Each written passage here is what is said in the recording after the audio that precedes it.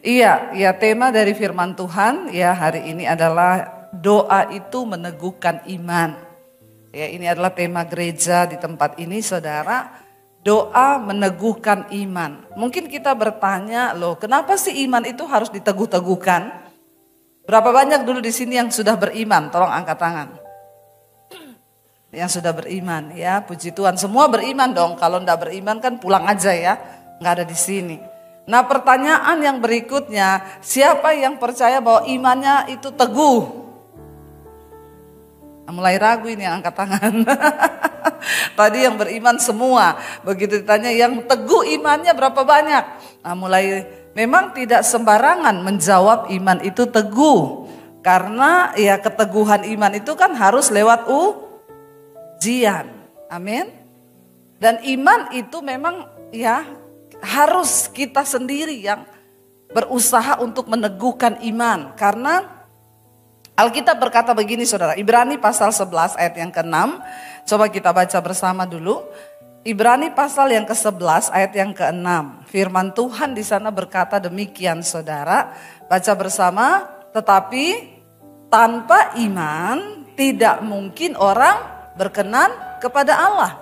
Sebab barang siapa berpaling kepada Allah, ia harus percaya bahwa Allah ada dan bahwa Allah memberi upah kepada orang yang sungguh-sungguh mencari Dia. Saudara, ayat ini berkata tanpa iman tidak mungkin orang berkenan kepada Tuhan. Berarti iman itu dari kita atau dari Tuhan? Halo? Dari kita kan? Kita loh yang harus ya beriman kepada Tuhan. Ya, kita loh yang harus beriman. Seorang perempuan pendarahan yang disembuhkan Tuhan Yesus, 12 tahun dia mengalami pendarahan, itu bukan hal yang biasa loh. 12 tahun. Ya, kita aja wanita kalau datang menstruasi lebih harinya kita keliengan ya, pusing karena darahnya lebih dan lama. Perempuan ini 12 tahun.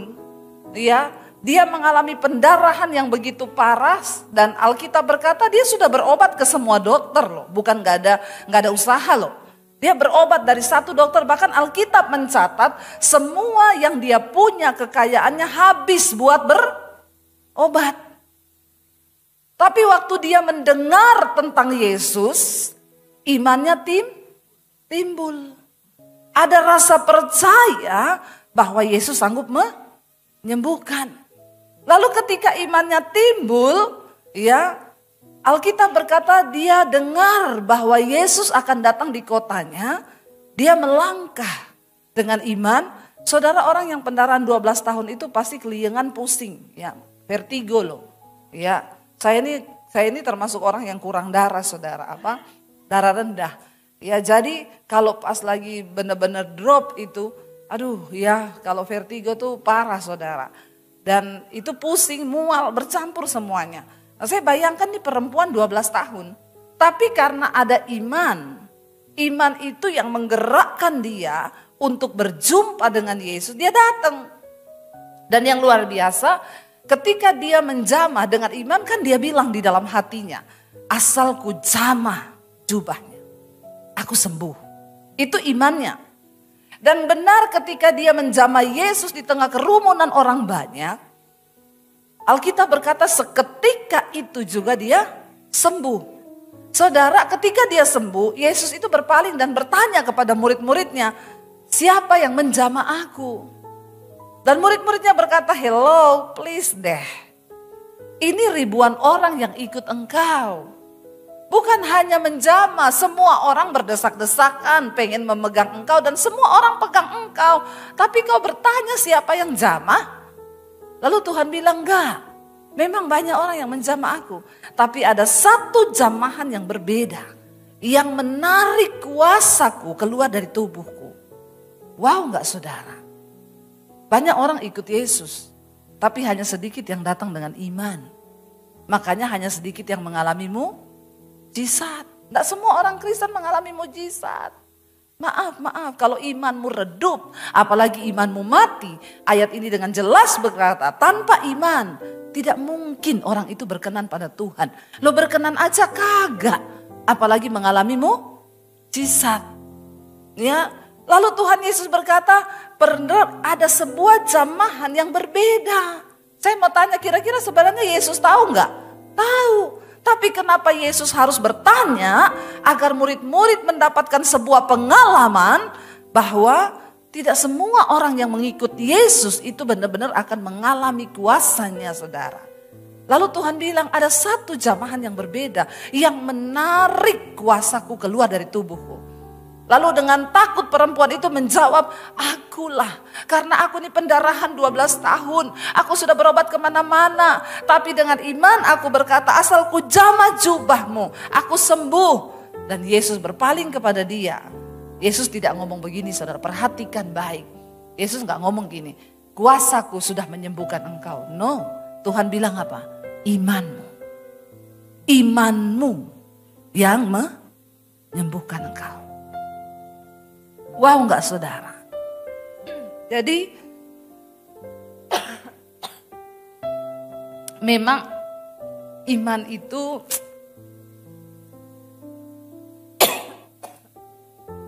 saya terlalu bersemangat.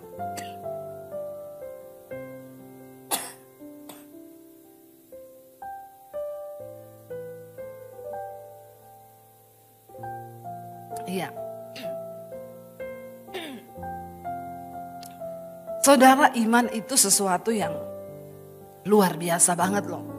Kalau kita lihat ya, Tuhan tuh gak ngomong, kuasaku menyembuhkan engkau. Enggak. Imanmu menyembuhkan engkau. Jadi dengan kata lain di sini, iman yang bagaimana yang bisa menarik kuasa Tuhan bekerja dalam hidup kita, saudara. Ya, hati-hati loh, ayat ini serius berkata tanpa iman.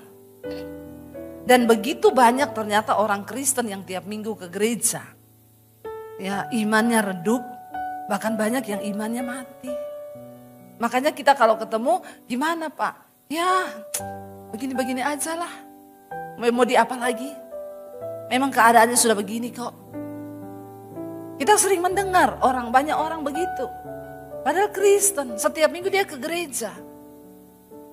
Saudara, untuk iman kita hidup, untuk iman kita itu aktif, ya, itu harus ada usaha dari diri kita.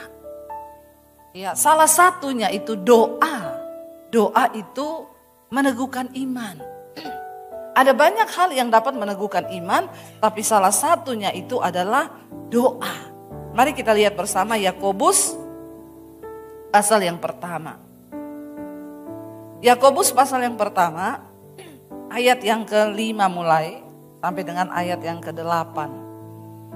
Yakobus pasal yang pertama, ayat yang ke-5, saudara, firman Tuhan berkata demikian. Yakobus 1 ayat yang ke-5. Baca bersama 1, 2, 3. Tetapi apabila di antara kamu ada yang kekurangan hikmat, hendaklah ia memintakannya kepada Allah, yang memberikan kepada semua orang dengan murah hati dan dengan tidak membangkit-bangkit, maka hal itu akan diberikan kepadanya. Ayat 6, hendaklah ia memintanya dalam iman dan sama sekali jangan bimbang. Sebab orang yang bimbang sama dengan gelombang laut yang diombang-ambingkan kian kemari oleh angin. Orang yang demikian janganlah mengira bahwa ia akan menerima sesuatu dari Tuhan. Lalu baca ayat selanjutnya. Sebab orang yang mendua hati tidak akan tenang hidupnya.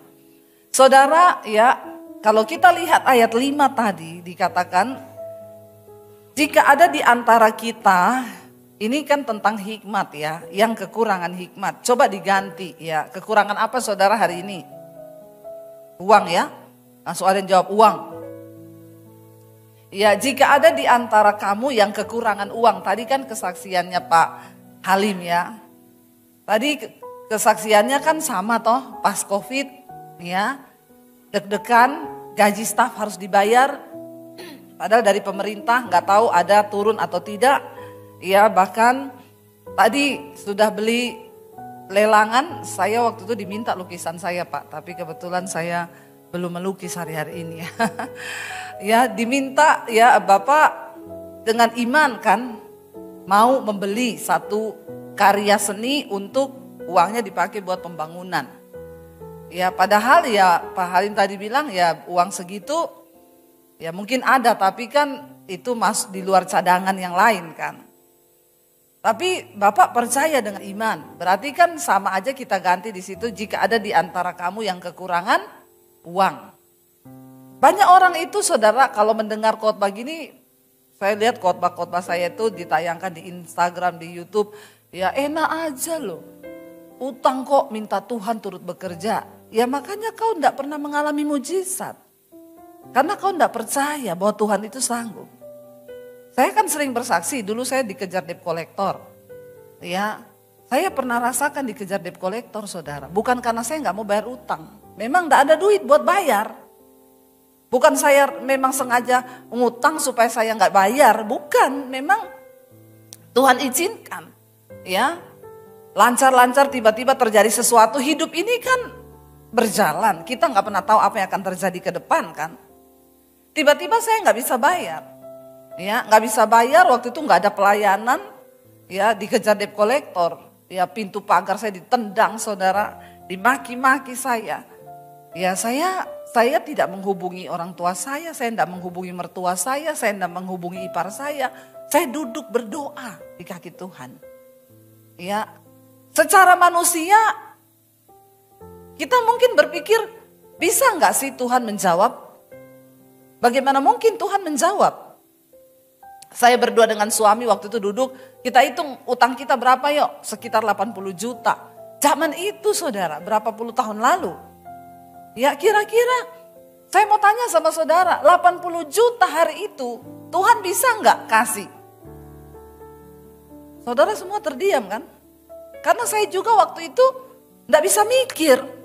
Nggak bisa mikir uang 80 juta berapa puluh tahun lalu itu bagaimana bisa Tuhan kirim. Tapi bagian kita memang iman itu sesuatu yang tidak gampang untuk dipercaya. Namanya aja iman itu dasar dari segala sesuatu yang kita harapkan. Dan bukti dari segala sesuatu yang tidak kita lihat. Di dalam iman ada dua aspek yaitu harapan dan bukti. Saya mau tanya harapan sudah terlihat belum?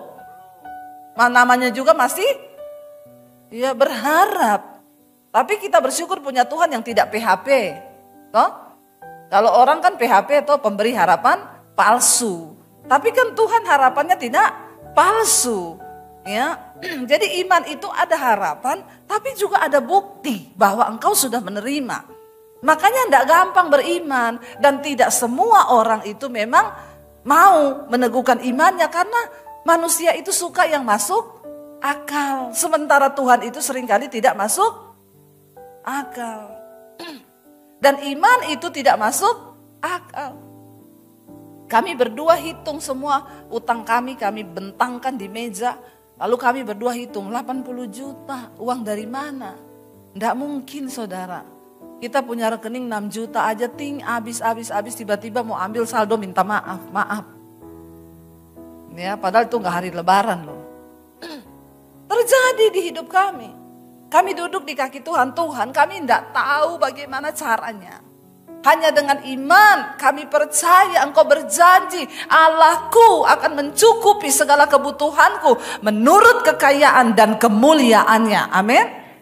Tapi kita kan tidak tahu. Saya juga tidak ngomong-ngomong ke orang-orang. Ya udah kita duduk berdoa. Tiba-tiba ada satu ibu saudara Bu Debi, saya pengen maaf ya, saya di sini kayak beginilah khotbah saya ya. Siapa suruh undang saya? Saya yakin kalau Pak Julius pasti nggak marah-marah ya. Sama saudara itu alem, ayu, kalem, lembut ya. Saya ini orang Sulawesi. Suami saya Solo tapi saya Sulawesi. Jadi Solo ada wesinya. Berarti keras saudara. Ya, kalau dengar firman tuh langsung cepet amin gitu loh. Karena bagaimana respon saudara terhadap firman Tuhan, seperti itulah firman akan bekerja di dalam hidupmu. Amin. Amin dong, jangan pendeta udah bersemangat sampai batuk-batuk lagi. Jemaat cuma ya, sampai ditanya ada amin, lagi kencing bu. Karena enggak ada amin saudara ya. Saudara benar-benar itu terjadi loh. Secara nalar kan enggak masuk akal toh. Tapi Tuhan itu suka bikin yang tidak masuk akal. Kalau engkau enggak beriman, salahmu sendiri. Salahmu dewe. Makanya engkau enggak pernah ngalamin yang tidak masuk akal. Karena kau malas beriman. Memang untuk beriman tuh butuh energi. Ya, butuh kekuatan, percaya yang tidak ada menjadi ada. Loh saudara kan baca di Alkitab banyak kisah-kisah mujizat. Heran kalau orang Kristen tuh nggak percaya dan tidak mau melibatkan Tuhan. Tiba-tiba ibu itu telepon, Bu saya pengen ketemu ibu. Kami ketemu, dia bilang, saya nggak tahu Bu, tapi Tuhan suruh saya. Tuhan suruh saya ketemu ibu. Dan Tuhan suruh saya memberkati ibu. Dengan uang 100 juta. Oh, enggak wow lagi toh. Malah melongo. Melongonya masih bertanya gini, tenan apa ora ya? Tenan iki, tenan. Beneran. Ya. Loh 100 juta loh. Utang saya berapa tadi? Berarti masih sisa berapa? Masuk akal enggak? Tapi terjadi enggak? Loh seorang jandanya Nabi datang kepada Elia, saya ini loh dikejar-kejar orang utang. Suamiku sudah mati dan anakku sudah mau diambil menjadi budak. Lalu Elia tanya, kau punya apa di rumah? Nggak punya apa-apa. Mungkin kalau dia jawab, punya kulkas, TV, ya jual dulu TV dan kulkasmu itu buat bayar utang toh. Tapi dia jawab apa, tidak punya apa-apa, cuma punya buli tempat minyak. Masuk akal enggak saudara? Lalu Elia bilang masuk kamar tutup pintu. Pinjem buli-buli dari tetanggamu, jangan sedikit ya, pinjem. Dia pinjem sesuai kapasitas imannya. Ya, kalau dia pinjem 8, ya 8. Tapi kan masalahnya dia belum tahu dulu ini buli-buli buat apa toh. Kalau Elia kasih tahu nanti buli-buli itu akan terisi minyak. Dia pinjam pasti satu RT punya semua dia bawa toh. Masalahnya itu Tuhan gak kasih tahu dulu toh. Tuhan mau lihat imanmu. Karena iman itu sesuatu yang belum terlihat. Tapi kau percaya. Ya mungkin dia sambil pinjam buli-buli itu dalam hatinya mikir buat apa ya. Suruh pinjam buli-buli jangan terlalu sedikit. Buat apa ya. Tapi dia lakukan, ya. Lalu dia bilang masuk kamar, ya. Lalu kamu tuang minyak yang sisa di anumu itu tuang terus ya. Dituang ternyata penuh, digeser penuh, sampai dia bilang lagi, enggak ada mak. Mungkin dia bilang sama anaknya, lagian kamu tadi kenapa nggak pinjam Pak Lurah punya, Pak RT punya semua kayak kamu pinjam, habis mak. Entek saudara, ya kapasitas imannya segitu. Tapi akhirnya ketika penuh, lalu Elia bilang, jual, bayar utangmu. Dan hiduplah dari sisanya. Masih ada sisa enggak? Ada loh, Tuhan itu berkati selalu ada sisa loh. Pak Halim, sisanya banyak toh? Banyak sisanya toh? Bisa dibagi enggak Pak? Ya emoh ya, suruh beriman sendiri ya Pak ya. Beriman dewe-dewe saudara. Supaya kita mengalami Tuhan. Masalahnya banyak orang itu percaya Tuhan. Tapi tidak percaya kuasa Tuhan. Ya, tidak percaya kuasa Tuhan. Dikatakan di sana, kalau ada di antara kamu yang kekurangan apa? Hikmat, kekurangan uang, kekurangan kesehatan. Banyak orang itu ngomong sama Tuhan mau bicara uang. Loh libatkan Tuhan dalam keuanganmu. Banyak perkara uang yang Tuhan lakukan di dalam Alkitab. Ya, ketika murid-muridnya juga nggak punya uang, mereka mancing keluar uang dari mulut ikan. Itu masuk akal nggak saudara? Tidak masuk akal juga toh. Masa sih ikan tiba-tiba ada uang di dalam ikan itu? Ya, habis ini semua langsung pergi mancing ya. Tapi dari situ kan kita lihat toh, berarti Tuhan itu ada-ada aja cara kerjanya kan. Yang memang yang enggak masuk akal. Di tengah masa pandemi, saya dan suami, saudara uang kami itu di bawah 10 juta. Bertahan 2 tahun, bagaimana caranya? Coba saya mau tanya, di bawah 10 juta loh.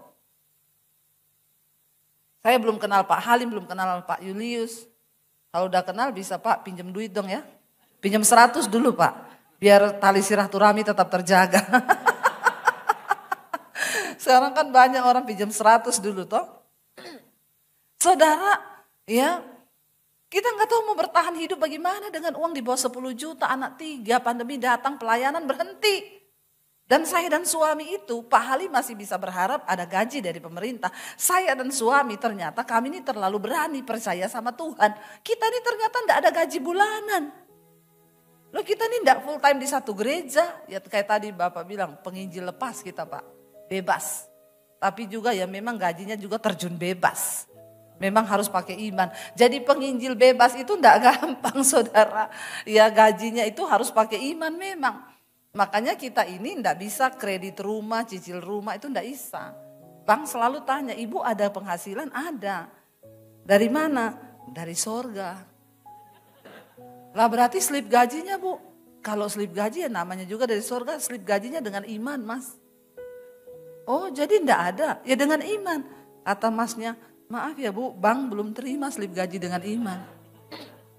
Karena kebetulan bos kami tidak beriman. Jadi tidak bisa. Jadi kami ini ditolak, tidak bisa kredit, tidak bisa apa. Karena tidak punya slip. Lah disitulah kita pakai iman. Gaji kita dari sorga cair kalau ada iman. Nggak ada iman ya tidak cair. Karena semua yang di sorga digerakkan oleh iman. Saudara akhirnya pandemi datang. Saya cuma menguatkan hati, kita berdua saling menguatlah, namanya orang hidup dengan iman toh. Saya bilang sama suami saya, kita dulu pernah melewati lebih sulit dari ini loh. Jadi kalau terjadi sesuatu, udah kita jual rumah Jakarta, kita pulang Solo aja. Ada pondok mertua indah. Walaupun tidak indah kan, tapi ya harus indah karena cuma itu yang kita punya. Tapi saya bilang, jangan batasi Tuhan. Tuhan mampu melakukan sesuatu di luar logika kita. Kita percaya bahwa janjinya ya dan amin. Tiba-tiba saudara pas buka lockdown pertama, saya bilang sama suami, kita antar saya yuk, saya mau melukis, saya mau beli alat-alat lukis. Suami saya bilang, enggak usah macam-macam ya. Kau itu mau ngapa, mau hobi atau mau benar melukis? Ya mau melukis, ayo. Hemat-hemat ya, itu terus yang dia ulangi. Memang laki-laki itu ya selalu pakai logika atau kalau berpikir kita punya uang ini tinggal sekian loh.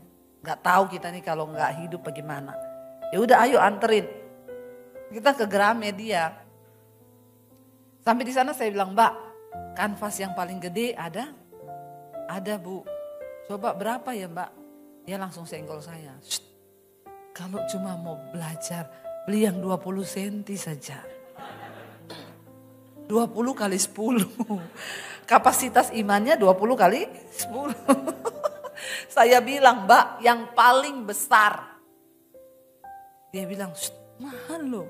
Paling besar Mbak, ada Bu, 1 meter, 1 kali 120 kali 80. Ya udah itu keluarin, saya minta 3 ya.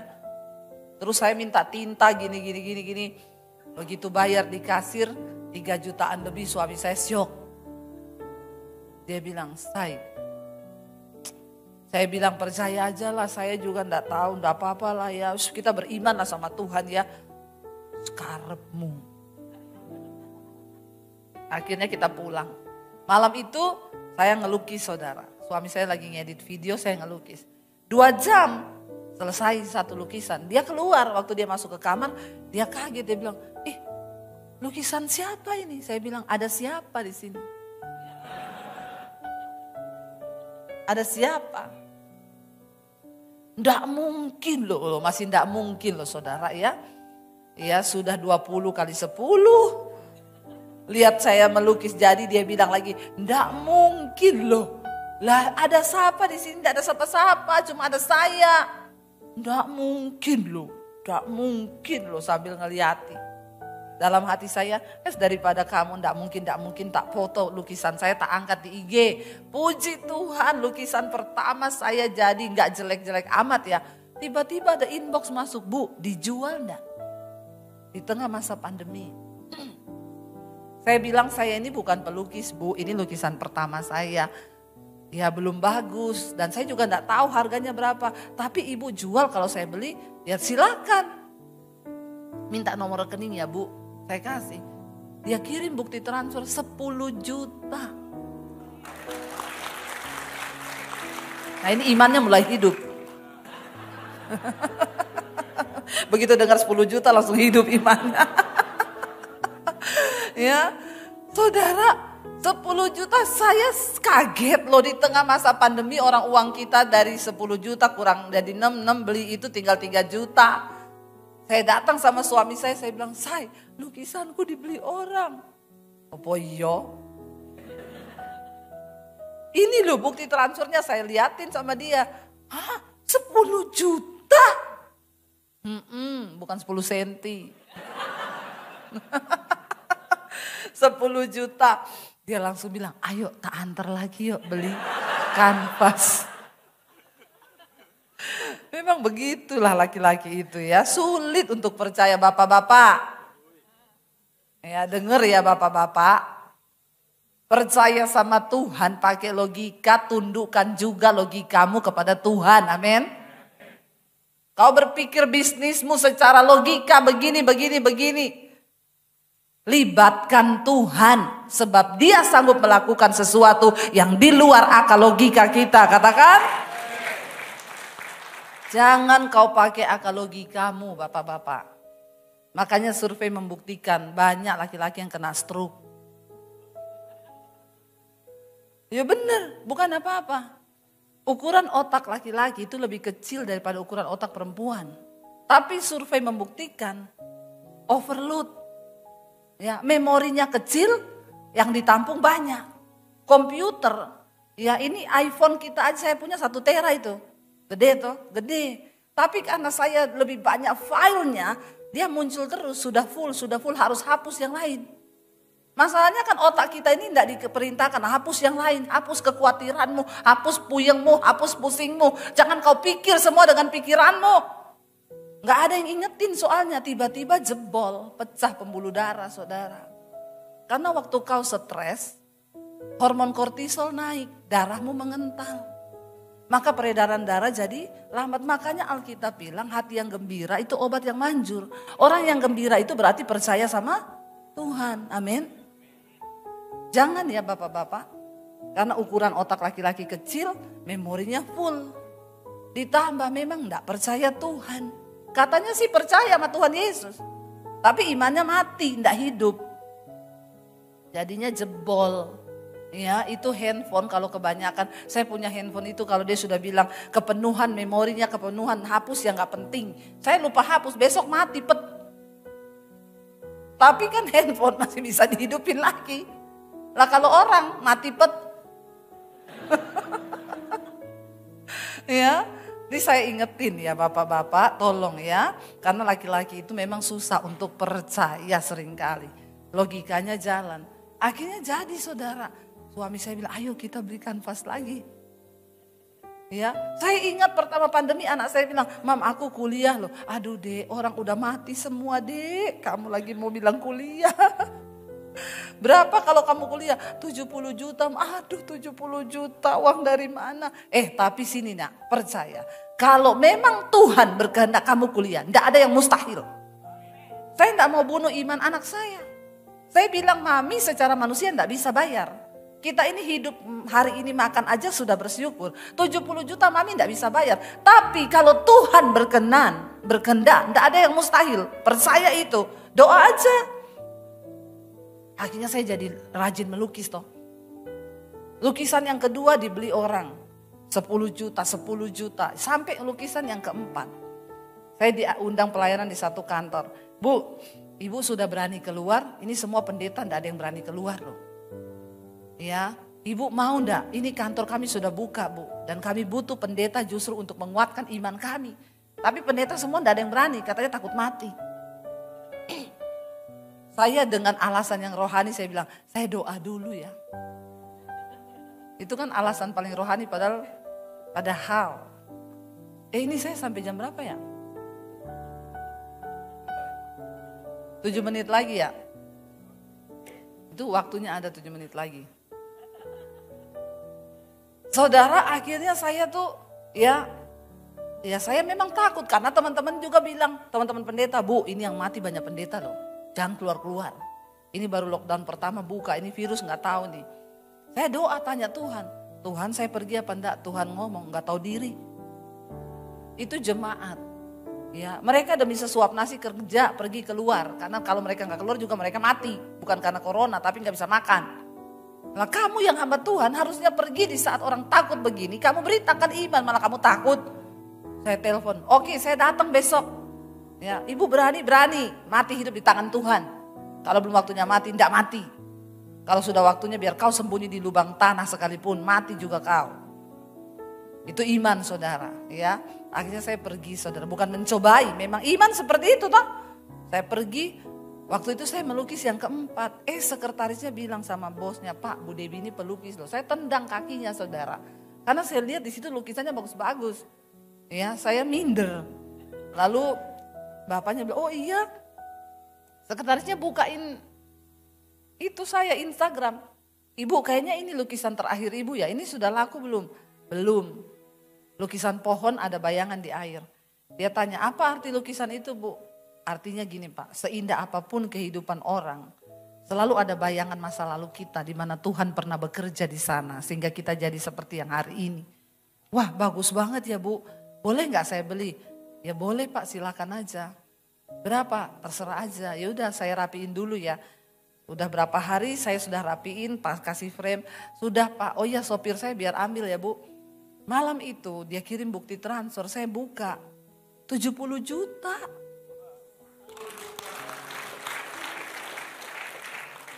Saya WA, Pak, kayaknya salah Pak, kelebihan 01. Karena 01 bahaya kalau ada temannya di depan toh.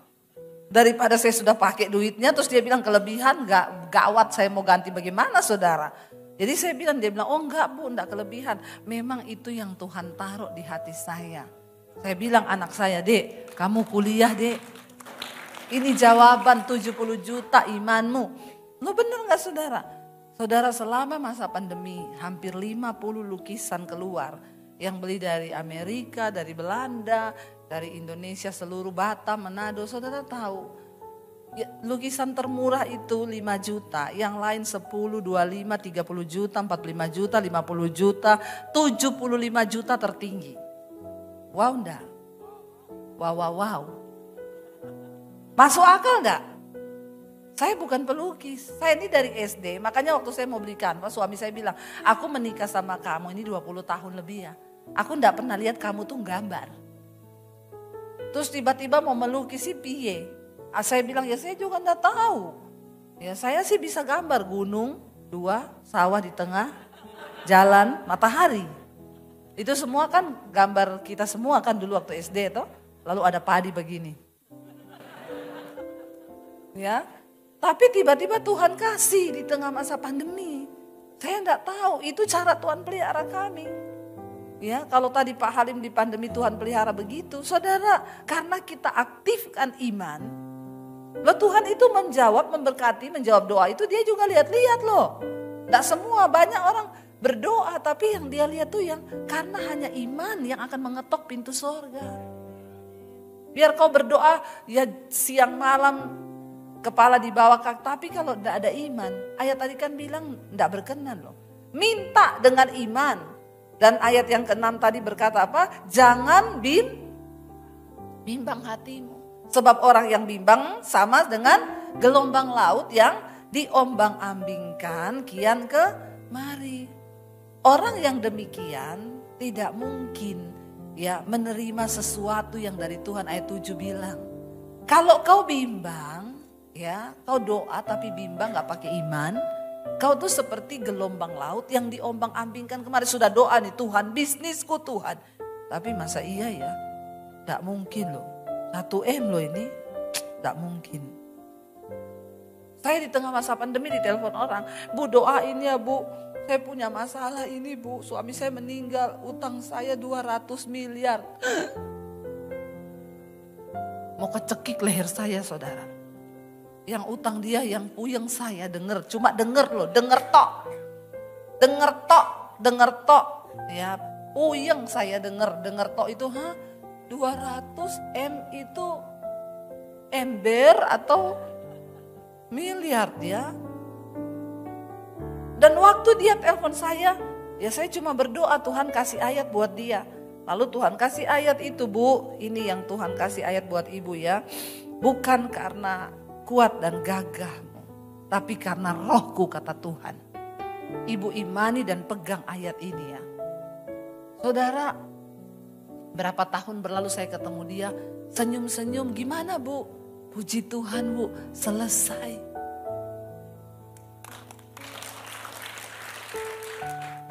Padahal kita mikir aja, meledak gak otak kita? Meledak mikir 200 M itu uang loh. Makanya gak usah dipikir, berserah aja sama Tuhan. Utang jangan dipikir tapi dibayar. Ya, berat saudara, tapi itu Tuhan. Ya, jadi kalau saya tanya Bu, udah selesai gimana? Ih Tuhan Bu, ajaib. Ada jalan ini dia buka, jalan itu dia buka, jalan ini. Dan sekarang dia udah senyum-senyum. Terlewati loh. Saudara, semua masalah itu ada time limitnya. Dan iman bisa mempercepat time limit itu. Amin. Jangan tak percaya ya, saya kalau ngomong gintar dipikir saya orang gila yang memprovokasi jemaat. Kalau orang dengar itu pendeta ya, karena saya ngalami. Makanya saya bisa cerita, kalau saya nggak ngalami saya nggak bisa cerita sama saudara. Karena saya nanti sambil khotbah sambil Salah satu penghalang terbesar adalah ketidakpercayaan. Ya, ketidakpercayaan kita itu membatasi Tuhan. Yesus nggak bisa lakukan mujizat di tempat orang yang nggak percaya. Ya, karena iman itu turut bekerja untuk melihat kuasa Tuhan terjadi. Bukannya Yesus nggak bisa, dia nggak mau saudara. Ngapain orang nggak percaya kok? Ya, tapi ketika engkau mempercayai Tuhan, kenapa saya bisa percaya sungguh sama Tuhan? Saya ini keluar dari rumah, saudara kan udah dengar kesaksian saya kan? Semua sudah dengar kan? Belum ya? Yang belum subscribe channel YouTube saya berapa banyak? Ya, tolong subscribe Debbie Basir TV ya. Jangan lupa share dan komen. Saya ini menerima Tuhan Yesus tahun 95. Papi saya haji, kakek saya ustadz. Saya mau bunuh diri 96. Saya berdoa, Tuhan, di mana Engkau? Siapa Engkau yang menciptakan saya? Aku enggak tanya agama Tuhan, tapi aku pengen ketemu Tuhan yang benar. Dan Tuhan datangi saya secara pribadi. Tahun 96 saya ketemu Tuhan Yesus secara pribadi. Dan itu yang mengubah hidup saya. Saya berbalik dan saya mulai mengikuti Tuhan. Saya bersyukur saat saya percaya Tuhan Yesus itu. Saya kan enggak bisa bebas ke gereja. Ya, memang enggak boleh, berani ketahuan papi saya punya pedang panjang 1,5 meter di bawah kolong tempat tidur. Dia punya pistol. Jadi saya sangat ketakutan. Jadi saya bertumbuh dalam iman tuh di rumah.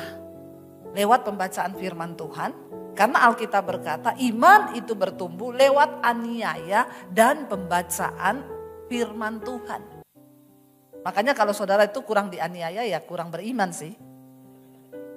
Saya doakan supaya teraniaya. Aniaya itu kan bukan cuma mau dibunuh toh.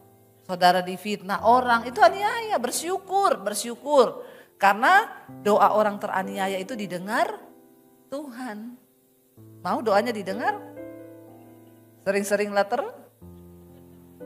Lo kan begitu toh, cuma diputar-putar kan.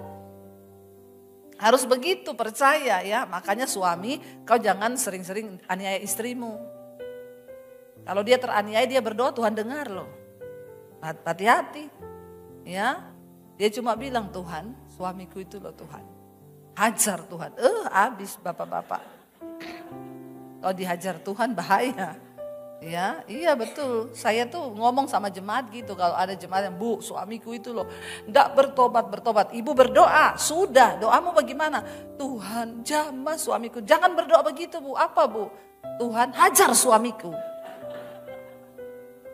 Terus boleh emang? Boleh. Nanti kalau suami saya marah, suruh dia hubungi saya. Ya, bener ada ibu-ibu satu kali ngomong ke suaminya yang selingkuh terus. Saya sekarang berdoa buat kamu, Mas. Oh iya, Bu Debbie ajari. Doanya apa? Tuhan, hajar suamiku. Kaget dia bilang, pendeta macam apa itu? Satu kali dia cari nomor saya, dia telepon saya. Saya angkat teleponnya. Ini pendeta Debbie Basir, iya. Pendeta macam apa kau? Kenapa ya? Kau ngajari istri saya berdoa hajar suamiku? Iya, emang benar. Oh, bapak suaminya. Mana ada pendeta suruh ngajari begitu? Maaf ya Pak, kau jangan terlalu GR ya Pak. Alkitab berkata, Tuhan menghajar orang yang dikasihinya dan dianggap anak. Kalau kau masih dikasihi Tuhan Pak, dihajar kau. Kalau tidak, mati kau lagi selingkuh, serangan jantung. Bertobat kau, teleponnya putus. Nit. Ya. Iya betul, Tuhan menghajar orang yang dikasihinya, yang dianggap anak, supaya tobat. Tujuannya tobat. Ya, jadi jangan, hati-hati bapak-bapak. Jangan kau sering aniaya istrimu ya. Amin. Tapi di sini tidak ada ya. Semua bapak-bapak baik ya. Insya Allah. Lalu saudara saya akhirnya bertobat, terima Yesus. Diusir saya dari rumah, tadinya mau dibunuh. Gak jadi, akhirnya papi saya usir saya. Kamu pergi dari rumah ya. Kalau kamu percaya Yesus, tinggalkan keluarga. Jangan kamu anggap kita keluarga, kamu pergi. Gak dapat apa-apa, kamu keluar dari rumah. Bahkan jangan bawa ijazahmu.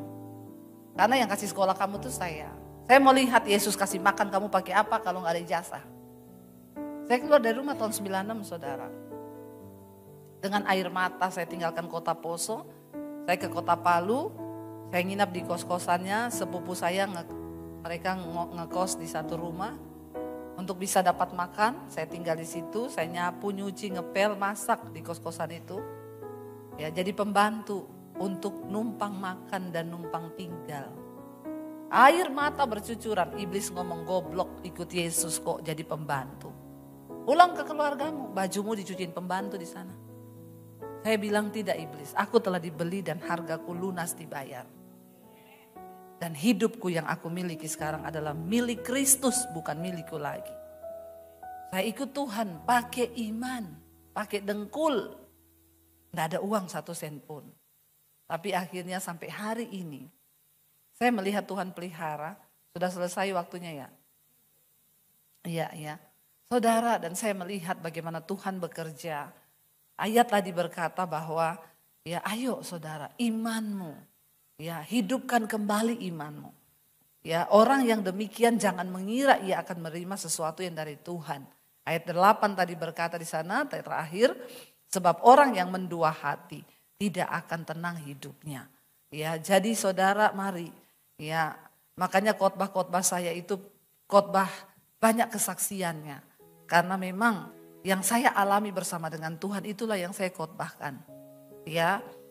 Jadi saudara, kalau Tuhan melakukan mujizatnya dalam hidup kami, tiba-tiba di masa pandemi channel YouTube saya sehari nambah 1000 subscribe.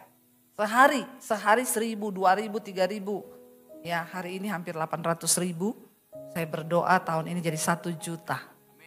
Dan Tuhan membalikan keadaan di tengah masa pandemi. Kami yang tadinya mau jual rumah di Jakarta, malah gak jadi jual rumah, malah beli rumah lagi. Dan puji Tuhan saudara, nanti ibadah kedua saya akan bersaksi. Tanggal 5 Januari kemarin, para imam musik silakan maju. Ya, tanggal 5 Januari kemarin saya meresmikan sekolah misi Alkitab saya di Bandungan. Ya. Dan puji Tuhan sekarang udah ada beberapa 28 apa 30 kalau sudah datang semua. Tapi sudah mulai kelas, ya yang sudah ada di kelas itu 26 orang. Dari Papua, dari NTT, ya semua mereka sekolah gratis dan biayanya dari Tuhan. Saya melihat Apa yang tidak ada dengan iman? Waktu Tuhan kasih visi saya bangun sekolah, saya bilang, Tuhan, saya bukan orang kaya, saya juga bukan orang pinter. Tuhan bilang, aku tidak cari orang pinter, aku tidak cari orang kaya. Karena banyak orang kaya yang tuli. Ya, Tuhan bilang, aku cari orang yang beriman. Karena hanya iman yang akan mewujudkan semua yang di depan mata kita. Saudara, hari ini kita mau berkata kepada Tuhan, kami percaya kami punya Tuhan yang besar. Tuhan yang sanggup melakukan segala. Bangkit berdiri bersama. Angkat imanmu hari ini. Lihat kepada Tuhan. Berkatakan, kami percaya kami punya Tuhan yang besar dan ajaib. Mari angkat hati dan tanganmu di hadapan Tuhan. Aku punya Tuhan yang besar, yang telah berjanji dan sanggup menggenapi. Imanku bersepakat percaya.